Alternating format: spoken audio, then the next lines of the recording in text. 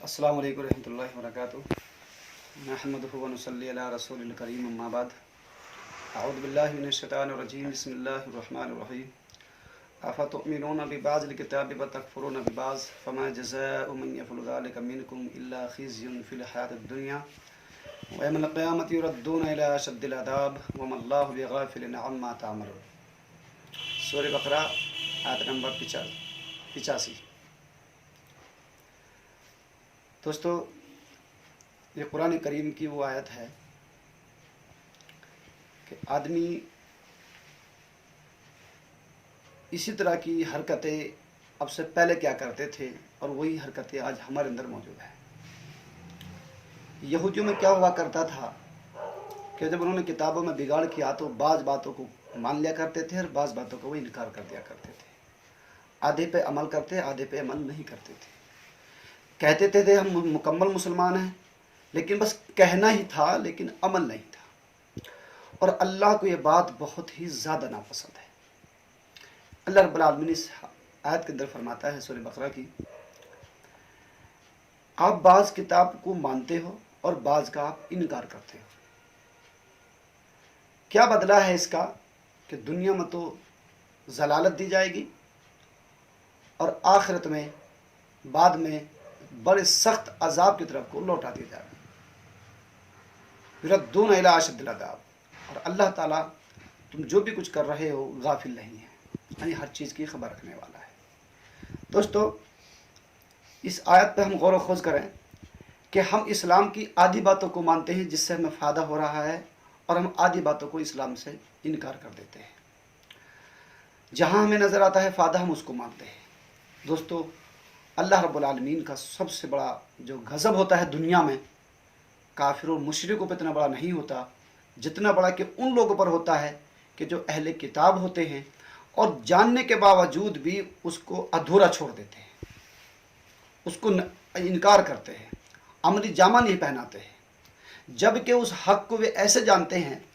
आप कुरान करीम में दूसरी जगह देखेंगे, अल्लाह रब्बुल आलमीन फरमाता है मोहम्मद रसूल अकरम सल्लल्लाहु अलैहि वसल्लम से, मोहम्मद ये हक़ को ऐसे जानते हैं कमा यारिफूना अबनाअहम, जिस तरीके से अपने बच्चों को पहचानते हैं। जिस तरीके से एक माँ बाप करोड़ों के तादाद में अपने बच्चों को निकाल लेता है, मेरा बेटा है, मेरी बेटी है, भूल नहीं पाता है, इसी तरीके से ये लोग भी हक़ को ऐसे ही जानते हैं, अपने बच्चों से भी ज़्यादा तरीके से पहचान लेते हैं। तो और अल्लाह रब्बुल आलमीन का अज़ाब भी उन्हीं लोगों पर नाजिल होता है जो जानने के बावजूद इनकार करते हैं। इसलिए दोस्तों, हम अपने ऊपर गौर व खोज करें कि हम दुनिया में रहते हैं, नमाज का हुक्म जैसे फ़र्ज़ है अल्लाह ने कर दिया है, हमें नमाज़ पढ़नी चाहिए।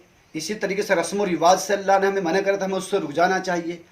और इसी तरीके से ख्वाहिशात नफ्स से अल्लाह ने कहा है कि आप आपको, अल्लाह के नबी सल्लल्लाहु अलैहि वसल्लम ने फरमाया है, आप उस वक्त तक मोमिन नहीं हो सकते हो जब तक कि आप तमाम ख्वाहिशात नफ्स मेरे पैर के नीचे न डाल दें। तो हम आधी का बात अपने ख्वाहिशात नफ्स की मान लेते हैं, कुछ बात हम दुनिया के हालात के अतबार से मान लेते हैं, और कुछ बात हम कुरान करीम की मान लेते हैं। तो ये अल्लाह रब्बुल आलमीन के गज़ब का बहुत बड़ा सबब है। इसलिए दोस्तों, हम मुकम्मल तौर पर एक बात मैं आपको और बता दूँ, इसमें ख़ास तौर से ध्यान रखने भाई साहब और तमाम सामीन, कि अधूरी चीज़ किसी को भी पसंद नहीं होती। आप अधूरा कपड़ा बनवाएं, टेलर सिर्फ छोटी सी गलती कर दे के बजाय जेब आगे के पीछे लगा दे, आप पहनेंगे ही नहीं, सारा कपड़ा बेकार है जब तक कि वो जेब वहीं पर ना लग जाए जो उसकी जगह है। जबकि उसकी सारी चीज़ मुकम्मल हैं, ओके हैं, सारी कुछ चीज़ें, बस एक जेब की कमी कर दी है। तो एक जेब की कमी होने के कारण सारा कपड़ा, सारी शर्ट, कुर्ता जो भी होता है वो पहन नहीं पाता है। इसी तरीके से मकान अधूरा नहीं होता है। आप चारों तरफ से दीवार बनाई, छत छोड़ दें, अब बेकार हो मकान, आपको कोई फायदे का नहीं। इसी तरीके से इस्लाम भी अधूरा आदमी को नुकसान देता है। अगर इस्लाम पर मुकम्मल अमल होता है तो फिर दुनिया में भी इज़्ज़त मिलती है और आखिरत में भी इज़्ज़त मिलती है। और अगर अधूरा अमल इस्लाम पर होता है तो समझ लेना कि दुनिया में भी ज़लालत है और आखिरत में भी है। और हो ना हो, वाकई में कुरान करीम फरमाता है कि अगर तुम मुकम्मल मोमिन होंगे तो तुम सरबुलंद रहोगे। हम अधूरे काम करते हैं। अगर हम मुकम्मल इस्लाम पर अमल करते तो वाकई में हमारी दुनिया में भी इज़्ज़त है और हमारी आखिरत में भी इज़्ज़त है। इसलिए दोस्तों, اللہ سے دعا کریں کہ اللہ تعالی ہم مکمل طور پہ آپ کا چاہے رشتہ داری کے تعلق سے ہو، آپ کا شادی بیاہ کے تعلق سے ہو، آپ کا بزنس کے اعتبار سے ہو، آپ کا پڑھنے کے اعتبار سے ہو، ٹیچر کے اعتبار سے ہو، اسٹوڈنٹ کے اعتبار سے ہو، پڑوسی کے تعلق سے ہو، ہمیں ہر زندگی کے شعبے میں ہمیں معلوم کرنا چاہیے اللہ کا کلام اس میں ہمیں کیا کہتا ہے اور ہمیں اس پر عمل کرنا چاہیے۔ اللہ سے دعا اللہ تعالیٰ ہم سب کو قرآن اور حدیث کے مطابق عمل کی توفیق عطا فرما۔ مولا کریم ہمیں ہر حال میں شیطان کی عیاری سے، مکاری سے، فریب کاری سے حفاظت فرما۔ اللہ اپنی مرضیات کے مطابق زندگی گزارنے کی توفیق عطا فرما۔ السلام علیکم ورحمۃ اللہ وبرکاتہ۔